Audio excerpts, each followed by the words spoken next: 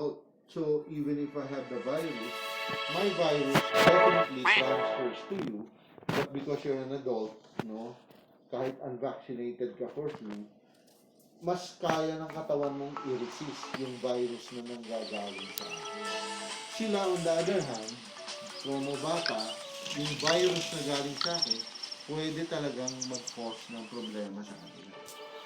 Pero virus to, infection, hindi allergy.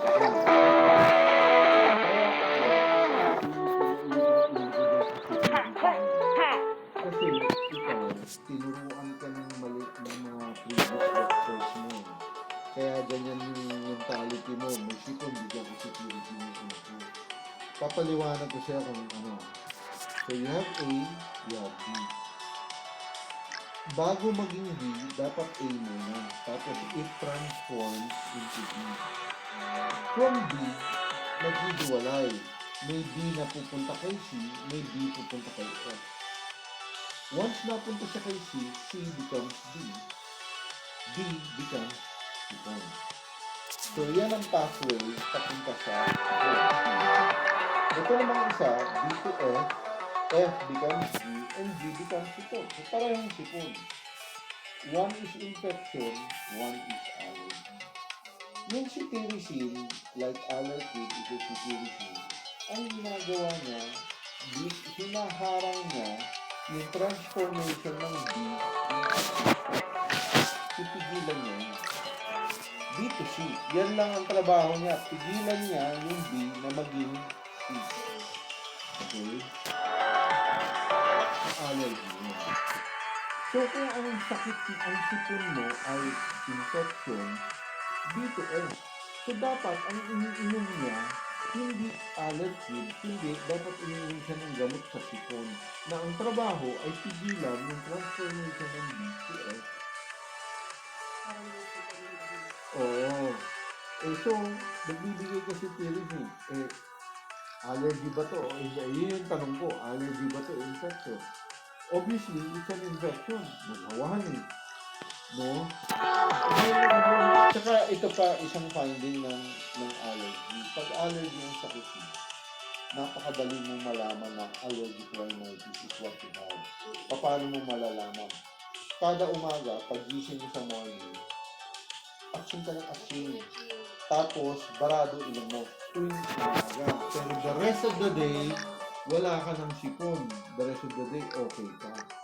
Ganun ba sila? O magdamag silang may sipon? Hindi naman. Hindi. Actually, the whole day, may sipon. Tanghali, hapon, hanggang gabi, may pasipon-sipon. O, hindi allergy yun. O, kaya nga. So, hindi allergy yun. Infection. Ako yung allergy ko sa person ko lang. Oh. May... Oh, so, right now, right at this moment, obviously, allergic rhinitis. What they have is regular na viral infection. So, dapat, ang gamot nila, yung mga wala rin sila alam. Nalilit sila. Matindi ba yung ulo? So, ang pinakagamot natin, gamot sa sipon natin, yun lang. Nothing else we can do. Situation natin,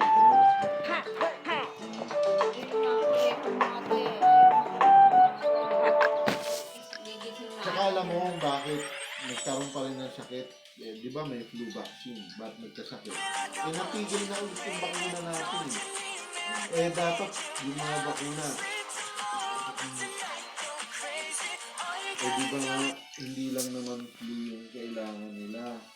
Ito na-achieve natin.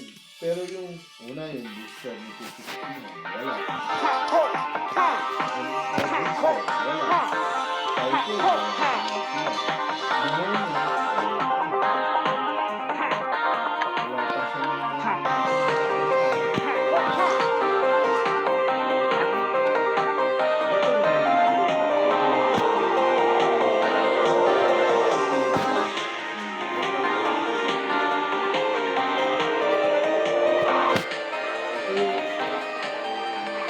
wala pa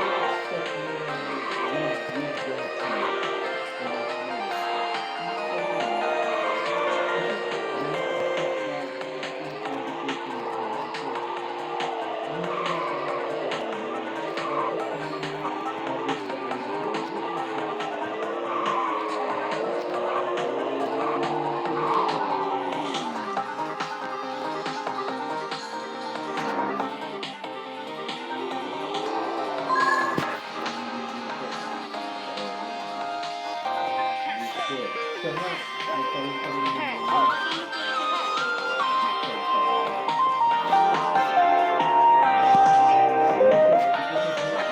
kung magno-pneumonia siya, hindi katulad na tatlong pneumonia ng baby.